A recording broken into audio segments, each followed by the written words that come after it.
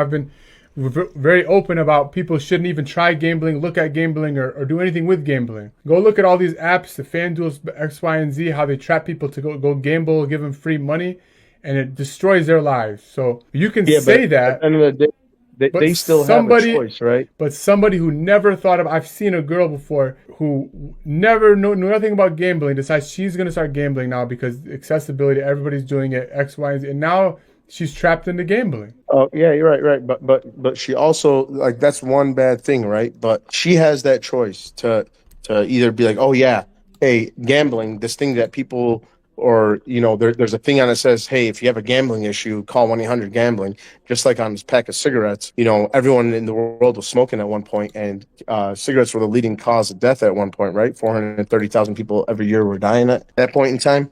But she has that choice to either, with all these advertisements about FanDuel's Kevin Hart coming out on DraftKings commercials, all that, to gamble, or she could choose to do something good with her time and listen to a podcast about investing. So ultimately, it's that person's thought process. It's their perspective on life that's messed up, So yeah, is the advertisement overwhelming? Of course. We could But, you know, we could get into a point of time where you it's easy to say, well, you have a choice to do the cocaine or to do this, but the truth is sometimes with especially your cell phones and whatnot, you have so many choices that you have no choices. So I don't know. I've seen a lot of people get addicted to things that I never think they would be addicted to, and I look at them and I look at their cell phone usage. I'm like, oh, whoa, this guy uses his phone this much. Who knows what's going on in his phone? Yeah, 100%. But that goes back to what I was saying. 80% of people don't think for themselves. The rest do, right? So, you're self-aware, right? The difference between human and animals, that we have self-awareness. We could say, okay, man, I've been on my screen all day long, from computer to TV to phone to Xbox to this, so you're aware of that. So, hey, do something about it, right? You have the choice to ultimately do something at the end of the day. You just got to be self-aware of what's going on.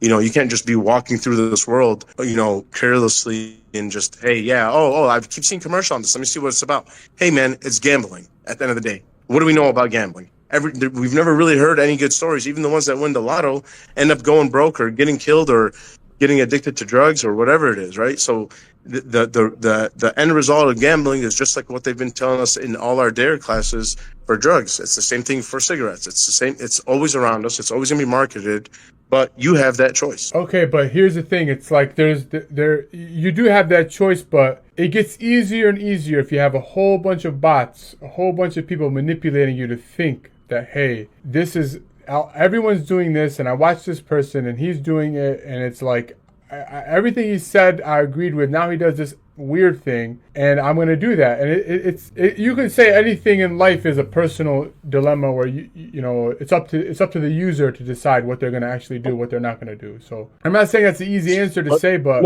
no, I mean, I'm kind of with you on that, on everything you're saying. Yeah, are you more accessible to doing those things, or are you more likely to do them? Yes, absolutely. Kind of like what you were talking about, that YouTube and the bots being, all those viewers, right? So personally, when I go on YouTube, I look at who has the most views, right? Because that's the one that is probably going to give me the most information that I need to solve my issue. I go and watch it. A lot of times I'm like, what the hell? That was 9 minutes about nothing, right? So yeah, they're giving you those 2.3 fake views, but when other users like myself that think the way I do see that, they're like, oh, this has a lot of views. Let me watch it. Now you get the real views, right?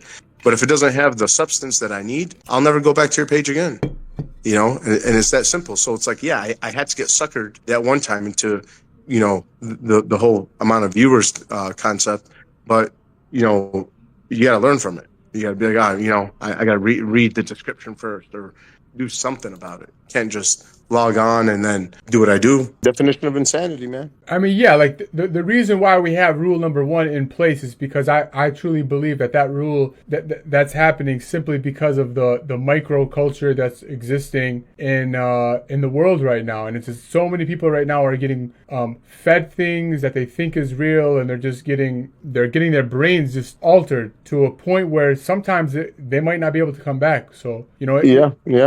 I mean, it's and think about the trends in fashion, right? Right now, guys, skinny jeans is what's popping, right? 10 years ago, it would have been like, no way. 30 years ago, 40 years ago, or, yeah, 40 years ago, I'd say, or actually more, in the 70s, we were wearing baggy jeans in the hippie time, right? That was the trend. Now we look at it like, what the heck? So it goes the same thing with that subject on rule number one. In the military, they would expel you. They would kick you out. You get kicked out. Now it's, hey, you know what? We gotta allow him and push him up in rank, right? So it's just the shift will happen again in the opposite order, where it might be not accepted anymore, or we may see, oh, hey, this is not a biological thing; it's a psychological thing, you know. So you never know, but yeah, I'm with you on that. It's being pushed in a way, just like everything else, and that's unfortunately, I know it's rule number one, but it's a perfect subject of how it's being pushed on people. And for some people, they just think they are for some certain reason, and it's because of how it's marketed to them. But 20 years ago, it would just be, nah, man, toughen up, you're just going through something. Yeah, no, I mean, no, I get that. So, like, yeah, it gets to a point where it's like I said, it's beyond just like talking about getting viral, getting famous. It's not just selling products. It's like, who's not like. I just think that the social media platforms started this whole thing. Like they started this whole manipulation of like, I think AZ was bringing up corporate dollars and spends and have proved numbers. I think that the easiest way for them to prove numbers was to fake their users. So I think that's what was going on, and it led into many other people doing it. Like, you look up the China bots and the farm bots of how they use one computer to control 100, 200 phones. It's just I don't know. I don't. So basically, everybody, the dead internet theory is saying that anything you see on the internet's fake. It's not real. So maybe a solution to this, I think, maybe it could be a blockchain. People move from the internet, go on a blockchain where things have to be authenticated. Do you know about blockchains and things like that? You think that could help the issue? I mean, I think that's a pretty logical explanation, honestly, or solution. I mean, the problem, yeah, I mean, user authentication. Yeah, it's the same way. Like, if I get into my banking, it's like I'm gonna have two-factor authentication. Yes, someone else could 100% get into my banking. It takes a significant amount of effort to do so. And it's like, if we could somehow figure out a way to transcend that into social media where there's some, further accountability for people to be involved. Now it's just like these views that you're talking about, like 2.3K. It's like, that's just a number. Like like they could even just, if they wanted to, just straight up update that number. Like, it's just a arbitrary number that they show on the screen. Like, what have we seen behind the curtain to actually validate that? Nothing. Yeah. We don't have access to what's behind that. Like, they're just putting numbers up. I know for a fact that the 2.3K, these are subs. The views on one of the videos has 5K views. I can tell if it's somebody who just clicked it and just went away, like they didn't actually watch it, then it's like, you can kind of see that kind of stuff. But the subscribers is that's where things get fishy to me. I'm just like, how do I have this many subscribers? And like, nobody, it's just a weird, you would think if you had this many, one person would go click a video. One, and that doesn't even happen. Yeah, I mean, I see. It's just they're in